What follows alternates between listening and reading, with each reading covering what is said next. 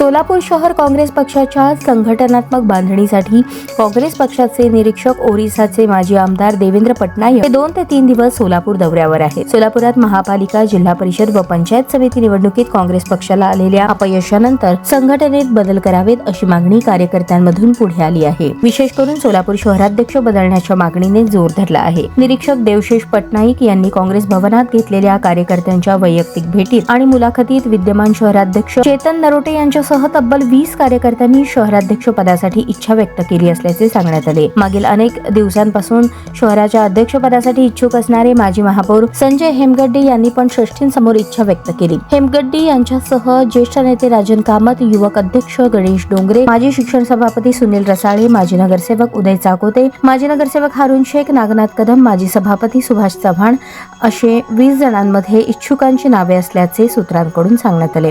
विशेष करून मुस्लिम समाज आणि पद्मशाली समाजातून कोणत्याही मोठ्या नेत्याने अध्यक्षपदाची मागणी केली नसल्याचे समजले.